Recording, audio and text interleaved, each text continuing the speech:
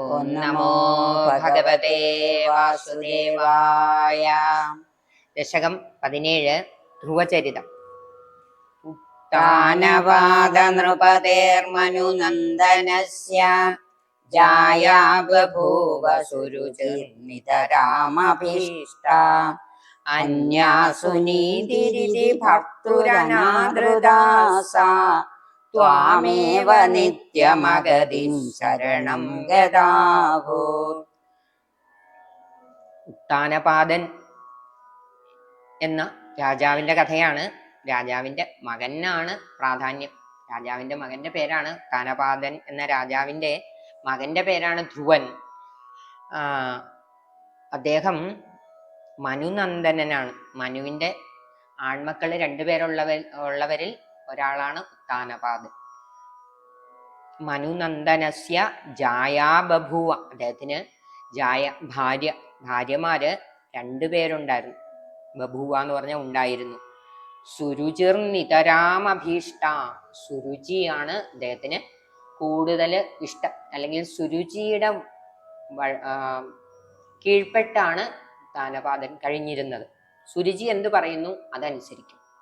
എന്നാൽ മറ്റേ ഭാര്യയുടെ പേരോ അന്യാ സുനീതി. മറ്റവളുടെ പേര് അന്യ എന്ന് പറഞ്ഞ മറ്റവളുടെ പേര് സുനീതി. സുനീതി എന്ന് സുനീതി രീതി ഭർത്തുരനാദൃതാസ.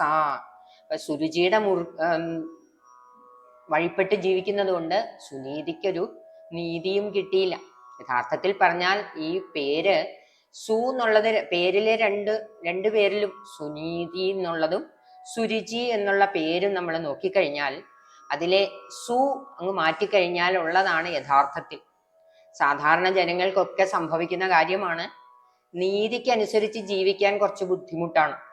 അതിൽ താല്പര്യം വരില്ല. ബുദ്ധിമുട്ടെന്നുള്ളതിനേക്കാൾ സാധാരണക്കാർക്ക് താല്പര്യം രുചിയോടാണ്. നീതിയോട് താല്പര്യം വരിക തന്നെയില്ല.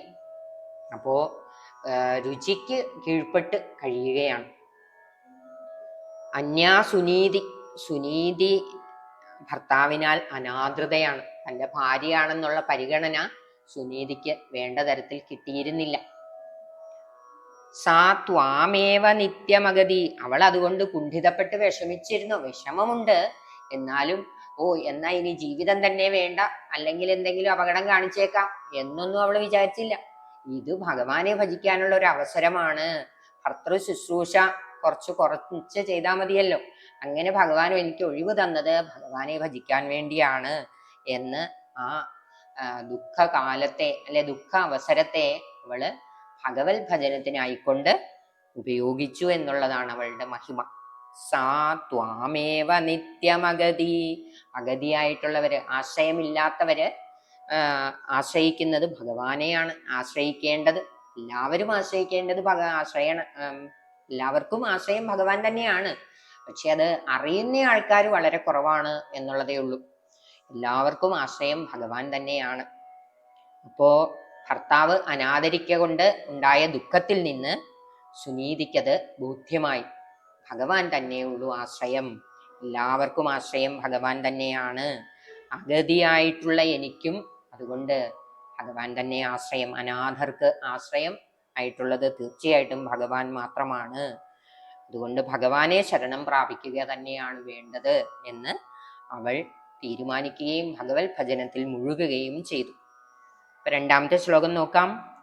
അംഗേപിതുസുരുചി പുത്രകമുത്തമം തം ദൃഷ്ട്വാ ധ്രുവ കില സുനീതി സുതോധിരോക്ഷ്യൻ ആചിക്ഷപേ കില ശിശുസുതരാം സുരുച്യാം ദുസ്സന്ധ്യജാ ഖലു ഭവദ്വിമുഖൈരസൂയാം. കുട്ടികൾ രണ്ടുപേരും പ്രായത്തിൽ വലിയ വ്യത്യാസമില്ല. രണ്ടു ഭാര്യമാരിലും ഓരോ ആൺകുട്ടികളാണുള്ളത് ഉത്ഥാനപാദന്.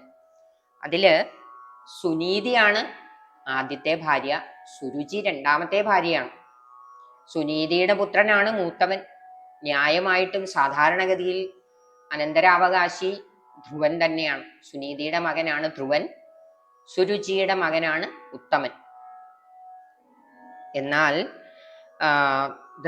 ധ്രുവന് അമ്മയുടെ പരിഗണന പോലെ തന്നെ ധ്രുവനും ആ പരിഗണനയൊന്നും കിട്ടിയില്ല. മകൻ എന്നുള്ള പരിഗണന, രാജാവിന്റെ മകൻ എന്നുള്ള പരിഗണന, രാജപത്നി എന്നുള്ള പരിഗണന സുനീതിക്ക് കിട്ടാതെ പോയ പോലെ രാജപുത്രൻ എന്നുള്ള, രാജകുമാരൻ എന്നുള്ള പരിഗണന ധ്രുവനും കിട്ടിയില്ല. എന്നാലും കുട്ടികൾ, ചെറിയ കുട്ടികൾ ഒന്നിച്ചു കളിക്കും. അങ്ങനെ ഉത്തമനും ധ്രുവനും ഒന്നിച്ചു കളിച്ചുകൊണ്ടിരിക്കവേ ഉത്തമൻ പെട്ടെന്ന് അച്ഛനെ കണ്ടപ്പോൾ, അച്ഛൻ ഇരിക്കുന്നത് കണ്ടപ്പോൾ അച്ഛൻ്റെ അടുത്തേക്ക് പോയിട്ട് കൈനീട്ടി എന്നെ എടുക്കൂ എന്നുള്ള ഭാവത്തിൽ. അച്ഛൻ വേഗം മകനെ, ഉത്തമനെ സ്നേഹത്തോടെ വാത്സല്യത്തോടെ എടുത്ത് മടിയിൽ വെച്ച് ആശ്ലേഷിച്ച് ഉമ്മയൊക്കെ കൊടുത്ത് സന്തോഷിപ്പിച്ചു. അത് കണ്ടപ്പോൾ ധ്രുവന് തോന്നി, എന്റെയും അച്ഛനാണല്ലോ. ഇവിടെ ഇരിക്കുന്ന ഈ ഫോട്ടോയിലൊക്കെ അച്ഛനും സുരുചി അമ്മയും ഉണ്ട്. അതുപോലെ സുനീതി അമ്മ ഇരിക്കുന്ന, ധ്രുവനും സുനീതി അമ്മയും ഇരിക്കുന്ന സ്ഥലത്ത് സുനീതിയും ഉത്താനപാദനും ഒന്നിച്ചിരിക്കുന്ന ഫോട്ടോ ഉണ്ട്. അപ്പോൾ എൻ്റെ അച്ഛൻ, എന്റെയും അച്ഛനാണ് ഉത്താനപാദൻ, ഈ രാജാവ് എന്ന് മനസ്സിലാക്കിയിട്ട് എന്നെയും എടുക്കുമായിരിക്കും എന്ന് വിചാരിച്ച ധ്രുവൻ ഓടിച്ചെന്ന് കൈനീട്ടുന്നു. പക്ഷേ രാജാവ് ധ്രുവനെ എടുക്കാൻ ആഗ്രഹമുള്ളവനാണെങ്കിലും ഭാര്യയെ പേടിച്ചിട്ട്, സുരുചിയെ പേടിച്ചിട്ട് മകനെ പരിഗണിക്കുന്നില്ല, മകന്റെ ആഗ്രഹത്തെ പരിഗണിക്കുന്നതേയില്ല. അതാണ് ഈ ശ്ലോകത്തിൽ പറയുന്നത്. അങ്കേ പിതുസുരുചി പുത്രകമുത്തമം തം. അങ്കേ മടിത്തട്ടിൽ, അങ്കേ പിതുസുരുചി പുത്രകം, അച്ഛൻ പിതാവ്, പിതു സുരുചി പുത്രകം, സുരുചിയുടെ പുത്രനായ ഉത്തമനെ കണ്ടിട്ട് രാജാവിന്റെ മടിയിൽ, അല്ലെങ്കിൽ ഉത്താനപാദന്റെ മടിയിൽ, ധ്രുവന്റെ അച്ഛനായ, ധ്രുവന്റെയും ഉത്തമന്റെയും അച്ഛനായ ഉത്താനപാദന്റെ മടിയിൽ ഉത്തമനെ കണ്ടിട്ട് ധ്രുവനു തോന്നി എനിക്കും അവിടെ ഒന്നിരിക്കണം. അപ്പോ ദൃഷ്ട്വാ ധ്രുവ കില സുനീതി സുതോധിരോക്ഷ്യൻ, അങ്ങനെ കൈനീട്ടി ഉത്താനപാദന്റെ അടുത്ത് എന്നെയും എടുക്കൂ എന്നുള്ള രീതിയിൽ നിൽക്കുന്ന കുട്ടിയോട് സുരുചി വന്ന് കണ്ടിട്ട് എന്തു പറഞ്ഞു? സുരുചിയെ പേടിച്ചിട്ട് രാജാവ് ധ്രുവനെ കണ്ടതായി ഭാവിക്കുന്നില്ല. സുരുചി ധ്രുവനെ ദേഷ്യപ്പെടുകയാണ്. ഈ രാജാവിന് എൻ്റെ മോൻ തന്നെയാണല്ലോ ധ്രുവനും എന്ന് തോന്നി, ഒരു വാത്സല്യം തോന്നിയെങ്കിലോ അല്ലെങ്കിൽ പ്രകടിപ്പിച്ചെങ്കിലോ എന്നുള്ള ഭയം കൊണ്ട്, അസൂയ കൊണ്ട് ധ്രുവനെ പരിഗണിക്കാതിരിക്കുന്നതിന് വേണ്ടി, അല്ലെങ്കിൽ പരിഗണിച്ചിട്ടുണ്ടെങ്കിൽ ഞാൻ അതിന് തടസ്സം നിൽക്കും എന്ന് അറിയിക്കുന്നതിന് വേണ്ടി ധ്രുവനെ കുറേ ചീത്ത പറഞ്ഞു. ആജിക്ഷിപേകില ശിശു സുതരാം സുരുചിയ. സുരുചി, എനിക്ക് മനസ്സിലായി, ആരാണ് നിന്നെ ഇങ്ങോട്ട് പറഞ്ഞയച്ചതെന്ന് എനിക്ക് മനസ്സിലായി. അതൊന്നും ഇവിടെ ഉദ്ദേശമൊന്നും നടപ്പില്ല. നിനക്ക് രാജാവിന്റെ മടിയിൽ ഇരിക്കണം എന്ന് ആഗ്രഹം ഉണ്ടെങ്കിൽ നീ പോയി ഭഗവാനെ ഭജിക്കൂ, എന്നിട്ട് ഭഗവാനോട് വരം ചോദിക്കുക, എനിക്ക് എന്നെ ഒന്ന് കൊന്നു തരിക, എന്നിട്ട് എനിക്ക് സുരുചി അമ്മയുടെ വയറ്റിൽ പറക്കണം. എന്തിനാണ്? അമ്മയുടെ അച്ഛൻ്റെ മടിയിലിരിക്കുന്നതിന് വേണ്ടി എന്ന് ഭഗവാനോട് വരം മേടിച്ചു വാ. അന്നേരം നിനക്ക് എൻ്റെ മകനായി വന്നു പിറന്ന രാജാവിൻ്റെ മടിയിലിരിക്കാം. 5 വയസ്സുള്ള ഈ കുട്ടിക്ക് ഈ പറഞ്ഞത് ബാക്കിയൊന്നും മനസ്സിലായില്ലെങ്കിലും സുരുചി തന്നെ വഴക്ക് പറയുകയാണല്ലേ, ചീത്ത പറയുകയാണ് ചെയ്തതെന്ന് മാത്രം മനസ്സിലായി. കുട്ടി കരഞ്ഞുകൊണ്ട് അച്ഛനെ നോക്കി. അച്ഛൻ്റെ മുഖത്ത് യാതൊരു പരിഗണനയുടെ ഭാവവുമില്ല, പേടിച്ചിരിക്കുകയാണ്. ഭാര്യ പേടി കാരണം അങ്ങനെ ഇരിക്കുകയാണ് നിശബ്ദനായിട്ട്. രാജാവ് ഉത്താനപാദൻ എന്ന് പറഞ്ഞാൽ തന്നെ തലകീഴായി നിൽക്കുന്നവൻ, ധർമ്മത്തെ തലകീഴാക്കിയവൻ എന്നൊക്കെയാണ് അർത്ഥം. ഇവിടെ ധാർമ്മികമല്ല ഒരു രാജാവിന്റെ പ്രവൃത്തി. രാജാവല്ല, ഒരു കുടുംബനാഥൻ പോലും ഇങ്ങനെ പെരുമാറരുത്. പക്ഷേ ഇയാള് ധർമ്മത്തിനൊന്നും ഒരു വില കൽപ്പിക്കാത്ത ആളാണ്, അതുകൊണ്ടാണ് ഇങ്ങനെ പെരുമാറിയത്. കരഞ്ഞുകൊണ്ട് ധ്രുവൻ ഇത് എൻ്റെ അച്ഛനല്ല എന്ന് പറഞ്ഞുകൊണ്ട് കരഞ്ഞുകൊണ്ട് അമ്മയുടെ അടുത്തേക്ക് ഓടി. അപ്പോഴത്തേക്കും അടുത്ത ശ്ലോകത്തിൽ അതിന്റെ ബാക്കി പറയുന്നുണ്ട്, നമുക്ക് നോക്കാം. ത്വന്മോഹിതേ പിതരി പശ്യതി താരവശ്യേ ദൂരം ദുരക്തി നിഹതഃ സഗതോ നിജാംബാം സ്വാപി സ്വകർമ്മഗതി സന്തരണായ പുംസാം ത്വത്പാദമേവ ശരണം ശിശവേ ശംസ. ത്വന്മോഹിതേ പിതരി.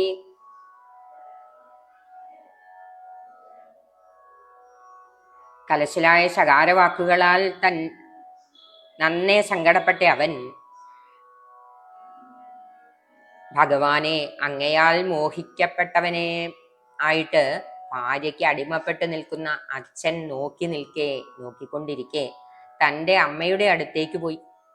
അവളും, അതായത് ആ സുനീതിയുടെ മകനാണല്ലോ ധ്രുവൻ, മനുഷ്യർക്ക് അവരവരുടെ കർമ്മഗതിയിൽ നിന്ന് കരയേറുവാനായിട്ട് രക്ഷാസ്ഥാനമായി ഭവിക്കുന്നത് നിന്തിരുവടിയുടെ പാതാരവിന്ദം മാത്രമാണ് എന്ന് കുട്ടിയോട് പറഞ്ഞു. അതുകൊണ്ട് ചെറിയമ്മയോടൊന്നും വിരോധം വിചാരിക്കണ്ട, വിവരങ്ങളൊക്കെ ഞാൻ അറിഞ്ഞു, അതുകൊണ്ട് അവിടെ എന്ത് സംഭവിച്ചു എന്ന് വിവരിക്കണ്ട, എനിക്ക് കാര്യങ്ങൾ മനസ്സിലായി, നീ സങ്കടപ്പെടണ്ട. നമുക്ക് സങ്കടം വന്നിട്ടുണ്ടെങ്കിൽ, ദുഃഖം വന്നാൽ അതിന്റെ കാരണം വേറൊരാളല്ല.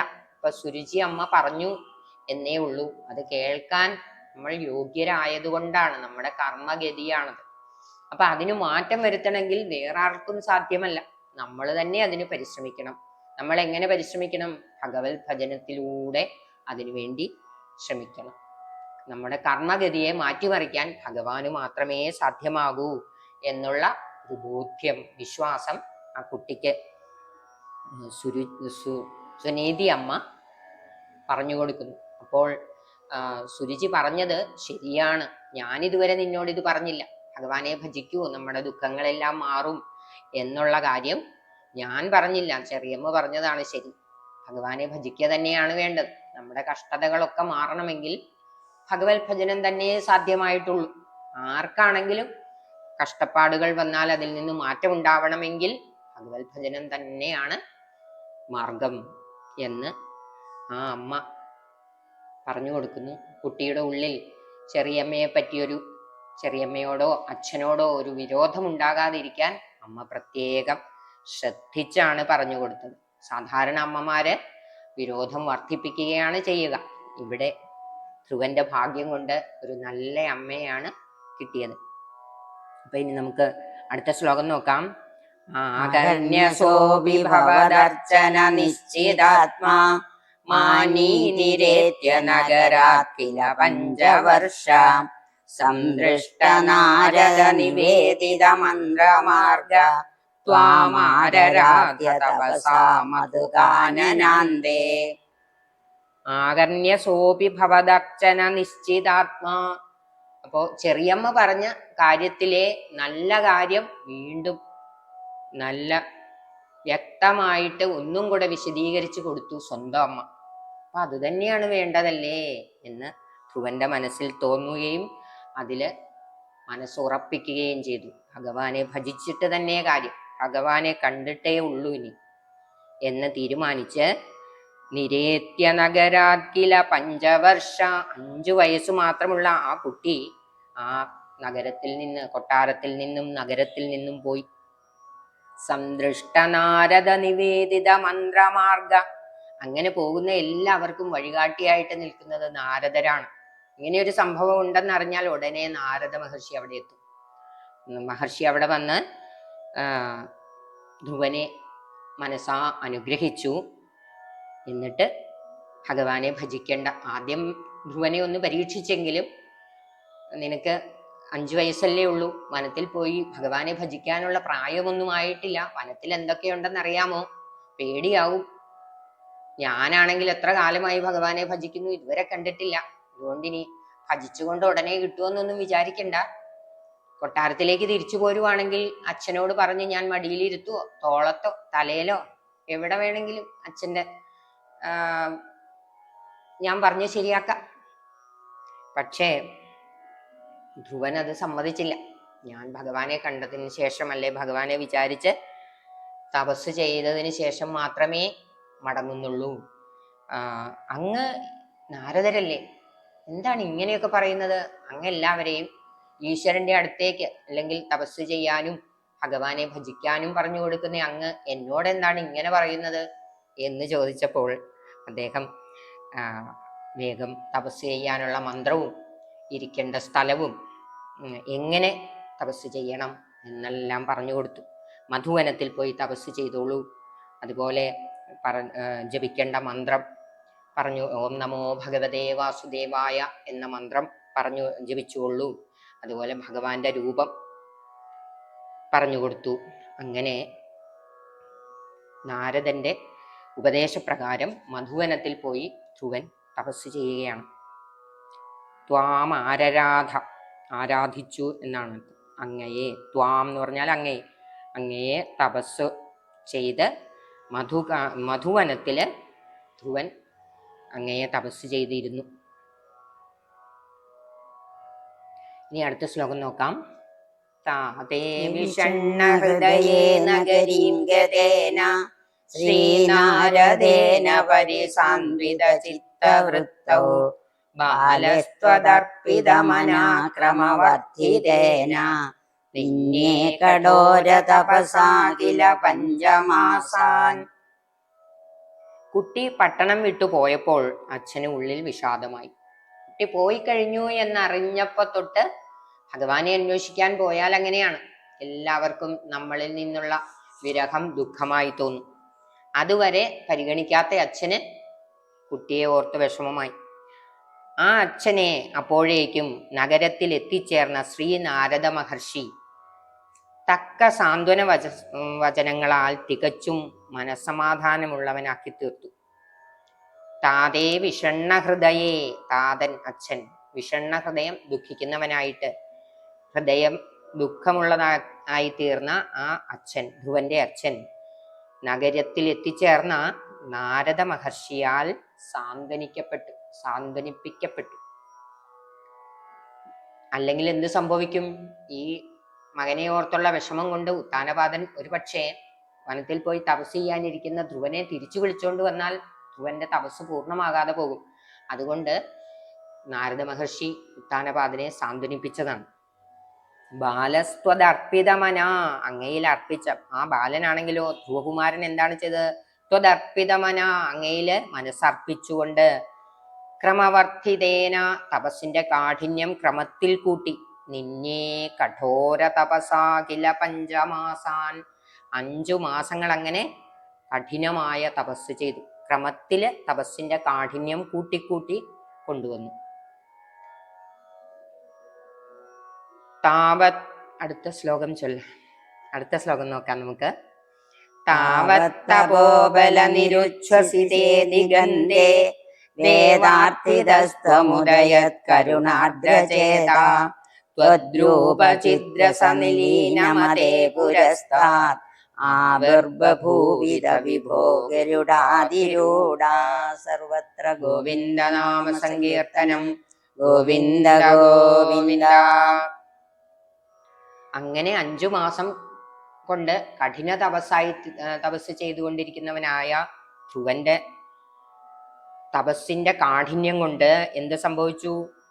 ദിഗന്ധങ്ങളെല്ലാം ശ്വാസരോധം സംഭവിച്ച് ജീവന്മാരെല്ലാം വല്ലാതെ ക്ലേശിക്കപ്പെട്ടു.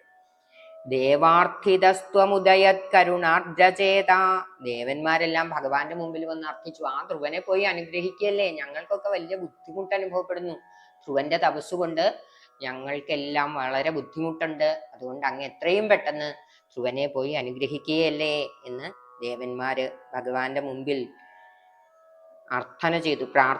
ദേവാർത്ഥിതത്വം, ദേവന്മാരാൽ അർത്ഥിക്കപ്പെട്ടവനായ അങ്ങ്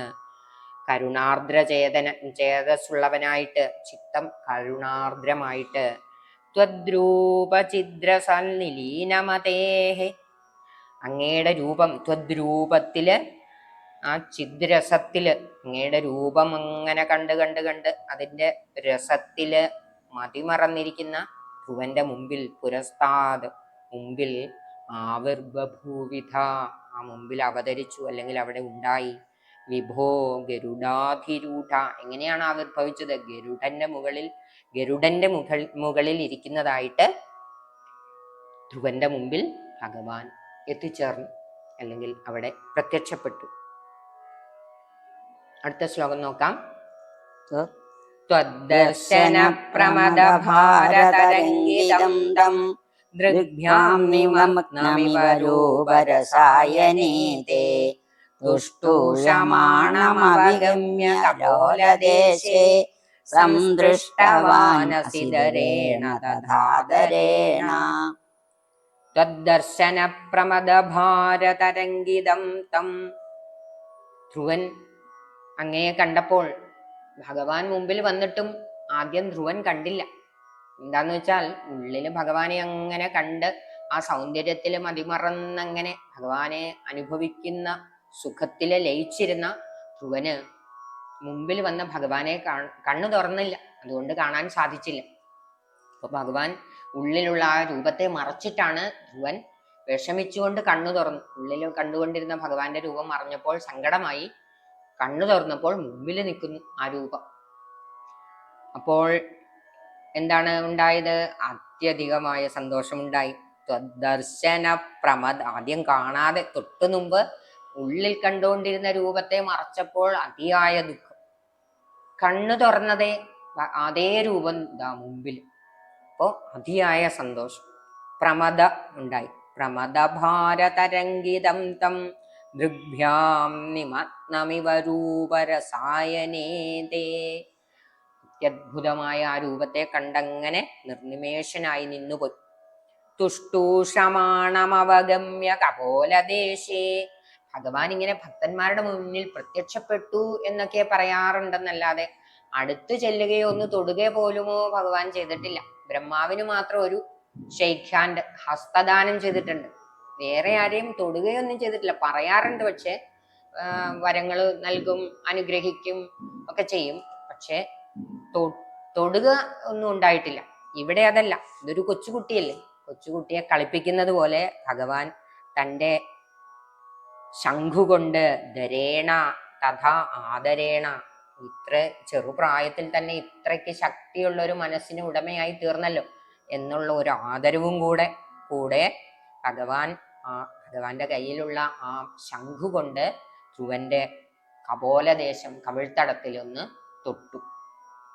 സംസ്പൃഷ്ടവാനസി, സംസ്പർശിച്ചു, സമ്യക്കായ വണ്ണം തൊട്ടു.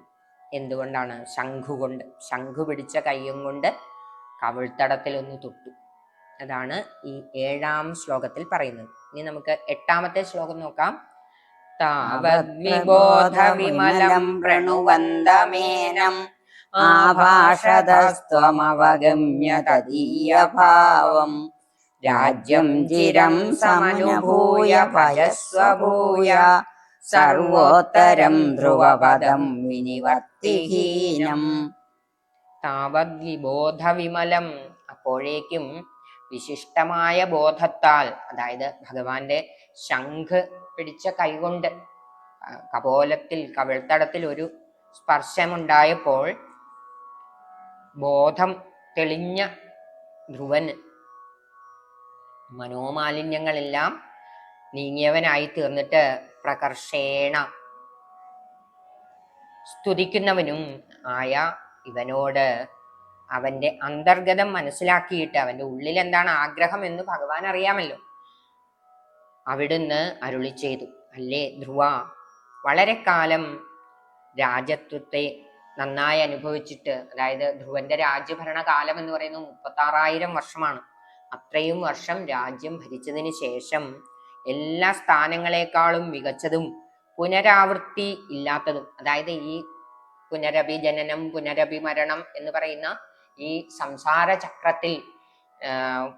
ചക്രത്തിലേക്ക് വരേണ്ടാത്തതുമായ സ്ഥാനം, പുനരാവൃത്തി ഇല്ലാത്ത സ്ഥാനം ആയ ധ്രുവപദത്തെ പ്രാപിച്ചുകൊള്ളുക എന്ന് ഭഗവാൻ അരുളി ചെയ്തു. അടുത്ത ശ്ലോകം. ഇത്യൂചുഷിത്വയി ഗതേ നൃപനന്ദനോസാ ആനന്ദിതാഖിലജനോ നഗരീമുപേത രേമേ ചിരം ഭവദനുഗ്രഹപൂർണകാമ താതേ ഗതേ ച വനമാതൃതരാജ്യഭാര. ഇത്യൂചുഷി എന്ന് പറഞ്ഞാൽ ഇങ്ങനെ പറഞ്ഞതിന് ശേഷം, ത്വയി ഗതേ, അങ്ങ് പോയി, ഇങ്ങനെയൊക്കെ പറഞ്ഞ് ധ്രുവനെ അനുഗ്രഹിച്ചതിന് ശേഷം അങ്ങ് അപ്രത്യക്ഷനായി. ത്വയി ഗതേ, അങ്ങ് പോയപ്പോൾ. നൃപനന്ദനോ അസൗ അസൗ നൃപനന്ദനവും, ആ നൃപനന്ദനൻ രാജകുമാരൻ ആനന്ദിതാഖിലജനോ നഗരീമുപേത, ആ ധ്രുവകുമാരൻ നഗരിയിലേക്ക്, കൊട്ടാരത്തിലേക്ക് തിരിച്ചെത്തി. രേമേ ചിരം ഭവദനുഗ്രഹ പൂർണകാമ, അങ്ങനെ ഭഗവാന്റെ അനുഗ്രഹം കൊണ്ട് വളരെ കാലം സുഖമായി കഴിഞ്ഞു. താതേ ഗതേ, അതായത് താതൻ ഗതേ, താനപാതൻ പോയതിനു ശേഷം എങ്ങോട്ടാണ് പോയത്? വാനപ്രസ്ഥം, വനത്തില്. താതേ ഗതേ ച വനമാതൃത രാജ്യഭാരം ധ്രുവനെ ഏൽപ്പിച്ചതിന് ശേഷം ഉത്താനപാതൻ വാനപ്രസ്ഥനായി വനത്തിലേക്ക് പോയി ഭഗവാനെ ഭജിച്ച് കഴിഞ്ഞു, അല്ലെ മുക്തി നേടി. ആ സമയത്ത് ധ്രുവൻ രാജ്യഭാരം ഏറ്റെടുത്തു എന്നാണ് ഈ ശ്ലോകത്തില് പറയുന്നത്. ഇനി അടുത്ത ശ്ലോകം നോക്കാം. യക്ഷേണദേവനിഹതേ പുനരുത്തമേസ്മിൻ യക്ഷൈസയുദ്ധനിരതോ വിരതോ മനുക്ത്യാം ശാന്ത്യാ പ്രസന്നഹൃദയാ ധനദാതുപേതാത് ത്വദ്ഭക്തിമേവ സുദൃഢാം അരുണോന്മഹാത്മാ. അല്ലയോ ഭഗവാനെ, പിന്നെ ഒരിക്കൽ ഈ ഉത്തമനെ, ധ്രുവന്റെ അനുജനായ ഉത്തമനെ യക്ഷന്മാര് കൊന്നു. യക്ഷേണ ദേവ നിഹതേ, നിഹതേ എന്ന് പറഞ്ഞാൽ കൊല്ലപ്പെട്ടു. യക്ഷന്മാരാൽ ഈ ഉത്തമൻ കൊല്ലപ്പെട്ടു. അപ്പോൾ ധ്രുവൻ എന്ത് ചെയ്തു? ധ്രുവൻ തന്റെ അനുജനെ കൊന്ന യക്ഷന്മാരോട് യുദ്ധം ചെയ്യാനായിട്ട് ചെന്നു. യക്ഷൈസയുദ്ധ നിരതോ, യക്ഷന്മാരോട് യുദ്ധം ചെയ്തു. വിരതോ മനൂക്യ, അങ്ങനെ യുദ്ധം ചെയ്ത് ഒത്തിരി യക്ഷന്മാരെ കൊന്നപ്പോൾ മനു, ധ്രുവന്റെ മുത്തച്ഛൻ, ഉത്താനപാതന്റെ അച്ഛനാണ് മനു. മനു ധ്രുവനോട് പറഞ്ഞു, ധ്രുവന്റെ അടുത്ത് വന്നിട്ട് പറഞ്ഞു, ഇതില് ഇങ്ങനെ ആൾക്കാരെ കൊല്ലുന്നത് ശരിയല്ല. ഉത്തമന്റേതായ യോഗം കൊണ്ട് അങ്ങനെ സംഭവിച്ചു. അതില് ഇവരെയൊക്കെ ഇങ്ങനെ കൊല്ലേണ്ട വല്ല കാര്യമുണ്ടോ? നീ ആരാണ്? നീ 5 വയസ്സിൽ ഭഗവാനെ പ്രത്യക്ഷപ്പെടുത്തിയ മഹാത്മാവല്ലേ, ഇങ്ങനെ ഹിംസ ചെയ്യുന്നത് ശരിയല്ല എന്നൊക്കെ പറഞ്ഞപ്പോൾ ആ യുദ്ധത്തിൽ നിന്ന് പിന്തിരിയുകയും കുബേരൻ, യക്ഷന്മാരുടെ രാജാവായ കുബേരനോട് പോയി ക്ഷമായാചനം നടത്തുകയും ചെയ്തു. ശാന്ത്യാ പ്രസന്ന ഹൃദയാ ധനദാതുപേതാ, കുബേരൻ എന്നും അദ്ദേഹത്തിന് യക്ഷന്മാരുടെ രാജാവ്. കുബേരനോട് പോയി ക്ഷമ പറഞ്ഞു. ത്വദ്ഭക്തിമേവ സുദൃഢാം അവൃണോന്മഹാത്മാ. സാധാരണഗതിയില് യുദ്ധത്തിൽ നിന്ന് പിന്തിരിഞ്ഞാൽ, യുദ്ധം ചെയ്യുന്നത് തന്നെ ഒരു രാജസ വീര സ്വഭാവമാണ്. അപ്പോ അങ്ങനെയുള്ളവർക്ക് ക്ഷമ ചോദിക്കൽ എന്നുള്ളത് സാധാരണ സാധിക്കുന്ന കാര്യമല്ല. പക്ഷെ ഇവിടെ ഒരു മടിയും കൂടാതെ ധ്രുവൻ കുബേരനോട് പോയിട്ട് എന്റെ ഭാഗത്തുനിന്ന് തെറ്റുപറ്റി, ക്ഷമിക്കണം എന്ന് പറഞ്ഞ്, അങ്ങയുടെ ആൾക്കാരെ ഒത്തിരി പേരെ ഞാൻ കൊല്ലാനിടയായി, എൻ്റെ അനുജനെ കൊന്നതിന്റെ കോപത്താൽ വശപ്പെട്ട് ഞാൻ ഇങ്ങനെ ഒത്തിരി പേരെ കൊല്ലാനിടയായി, എന്നോട് ക്ഷമിക്കണം എന്ന് പോയി പറഞ്ഞപ്പോൾ അദ്ദേഹത്തിന് വളരെയധികം വാത്സല്യം, സ്നേഹം തോന്നുകയാണ് ചെയ്തത് ധ്രുവനോട്. അപ്പോൾ അദ്ദേഹം ചോദിക്കുന്നുണ്ട്, എന്തു വരമാണ് വേണ്ടത്? എനിക്ക് വളരെ ഇഷ്ടപ്പെട്ടു താങ്കളുടെ ഈ ക്ഷമാപണം. അതുകൊണ്ട് രാജാവൊക്കെ ആയാൽ ഇങ്ങനെയൊക്കെ കുറെ യുദ്ധമൊക്കെ ചെയ്യേണ്ടി വരും, അതിലൊന്നും വിഷമിക്കേണ്ട കാര്യമില്ല. എന്താണ് വേണ്ടത്? വരം ചോദിച്ചോളൂ, എനിക്ക് വളരെ ഇഷ്ടമായിട്ടോ എന്ന് പറഞ്ഞപ്പോ, എനിക്ക് വരമൊന്നും വേണ്ട, ഭഗവാൻ വേണ്ടുവോളം തന്നല്ലോ, ഇനി എന്ത് വരാണ് വേണ്ടത്? വരമൊന്നും വേണ്ട എന്ന് പറഞ്ഞപ്പോ, അതല്ല, ഒരു വരം ചോദിക്കൂ എന്ന് പറഞ്ഞപ്പോൾ അദ്ദേഹം, ധ്രുവൻ, അങ്ങനെ നിർബന്ധമാണെങ്കിൽ എനിക്കൊരു വരം തന്നോളൂ, എന്താണ് വേണ്ടത്? ത്വദ്ഭക്തിമേവ, ഭഗവാനിൽ എനിക്ക് ദൃഢമായ ഭക്തി ഉണ്ടാവണം, അചഞ്ചലമായ ഭക്തി ഉണ്ടാവണം. അതില് കുറച്ച് ഭക്തിയൊക്കെ കുറഞ്ഞത് കൊണ്ടാവാം ഈ സാഹസം, യുദ്ധം ചെയ്യാൻ എനിക്ക് തോന്നിയത്. അതുകൊണ്ട് ഒരു ഭംഗവുമില്ലാത്ത ഭക്തി, എനിക്ക് ഭഗവാനിൽ ഭക്തി ഉണ്ടാവണം എന്നാണ് വരമായിട്ട് ധ്രുവൻ ചോദിക്കുന്നത്. അടുത്ത ശ്ലോകം നോക്കാം. അന്തേ ഭവത് പുരുഷമീത വിമാനയാതോ മാത്രാ സമം ധ്രുവപദേ മുദിതോയമാസ്തേ ഏവം സ്വഭൃത്യ ജനപാലനലോലധീസ്ത്വം വാതാലയാധിപനിരുന്ധിമമാമയൗഘാൻ സർവത്ര ഗോവിന്ദനാമ സങ്കീർത്തനം ഗോവിന്ദ ഗോവിന്ദ. എന്താണ് അന്തേ അവസാനത്തിൽ ധ്രുവന്റെ രാജ്യഭരണമൊക്കെ കഴിഞ്ഞ് അവസാന കാലമായപ്പോൾ എന്താണ് സംഭവിച്ചത്? ഭവത് പുരുഷ വിമാന നീതവിമാനയാതോ, അങ്ങ് അയച്ച അങ്ങയുടെ ആൾക്കാരാൽ നയിക്കപ്പെട്ട, നീത എന്ന് പറഞ്ഞാൽ നയിക്കപ്പെട്ട വിമാനം ധ്രുവന്റെ അടുത്തെത്തി. മാത്രാസമം ധ്രുവപദേ, അമ്മയോടുകൂടി. ഈ ധ്രുവന്റെ ഉയർച്ചയ്ക്ക്, ഇങ്ങനെയുള്ളൊരു മാറ്റത്തിന് പ്രധാന കാരണക്കാരി ഈ സുരുചി അമ്മയാണ്. സുരുചി അമ്മയല്ല, സുനീതി, സ്വന്തം അമ്മ. സുനീതി അമ്മ വേണ്ട തരത്തിൽ മകനെ വളർത്തിയത് കൊണ്ട് ആണ് ധ്രുവൻ ഇങ്ങനെ ഒരു ഉയർച്ച ഉണ്ടായത്. അപ്പോൾ എല്ലാ അമ്മമാരും വിചാരിക്കേണ്ടത് ഇങ്ങനെയാണ്: എൻ്റെ മകൻ ഇതേപോലെ ഉയർന്ന ഒരു അവസ്ഥയിൽ, ഒരു ജീവനെ എത്തിച്ചേരാവുന്നതിന്റെ പരമമായ പദത്തിൽ എത്തണം എന്ന ആഗ്രഹമെങ്കിലും വേണം അമ്മമാർക്ക്. ഇന്നത്തെ കാലത്ത് അമ്മമാർക്ക് അങ്ങനത്തെ ഒരു ആഗ്രഹം പോലും ഇല്ല. വെറും സുഖഭോഗങ്ങളിൽ മുഴുകി അങ്ങനെ ജീവിക്കണമെന്നല്ലാതെ ഉയർന്ന, നമുക്ക് എത്താവുന്നതിന്റെ പരമമായ ഒരു പദത്തിൽ എത്തിച്ചേരണം എന്നുള്ള ഒരു ആഗ്രഹം ഇല്ല. ജന്തുക്കൾക്കൊക്കെ സുസാധ്യമായിട്ടുള്ള സുഖഭോഗങ്ങളിൽ മാത്രമാണ് എല്ലാവരുടെയും ശ്രദ്ധ. അതിലൂടെ അധപ്പതനം, കഷ്ടപ്പാട് മാത്രമാണ് ഉണ്ടാവുന്നതെന്ന് അനുഭവിച്ചാൽ കൂടി പഠിക്കുന്നില്ല എന്നുള്ളതാണ് ഇന്നത്തെ കാലത്തിന്റെ ഒരു പ്രത്യേകത. അപ്പോൾ ധ്രുവൻ അമ്മയോടൊപ്പം ഈ ഭഗവാൻ അയച്ച, ഭഗവാന്റെ ആൾക്കാരാൽ നയിക്കപ്പെട്ട വിമാനത്തിൽ ധ്രുവപദത്തിലേക്ക് പോയി. ധ്രുവപദേ മുദിതോയമാസ്തേ, അമ്മയോടൊപ്പം പോകാൻ സാധിച്ചു എന്നുള്ളതാണ്. ഏവം സ്വഭൃത്യ ജനപാലന ലോലധീസ്ത്വം, അങ്ങനെ സ്വന്തം ഭൃത്യന്മാരെ, തന്നെ ഭജിക്കുന്നവരെ വേണ്ട തരത്തിൽ പരിപാലിക്കുന്നതായ ഗുരുവായൂരപ്പ, വാതാലയാധിപ, നിരുന്ധിമമാമയൗഘാൻ, എൻ്റെ ആമയങ്ങളെയും കൂടി ഇതുപോലെ ഇല്ലായ്മ ചെയ്ത് എന്നെയും ധ്രുവനെ പോലെ ഒന്ന് അനുഗ്രഹിക്കണേ. ധ്രുവന് കൊടുത്ത അനുഗ്രഹം എനിക്കും കൂടി തരണേ, ഞാനും അങ്ങയെ ഭജിക്കുന്നില്ലേ എന്നൊക്കെയാണ് മേൽപ്പത്തൂര് ഈ ശ്ലോകത്തില് അർത്ഥമാക്കുന്നത്. സർവത്ര ഗോവിന്ദനാമ സങ്കീർത്തനം ഗോവിന്ദ ഗോവിന്ദ.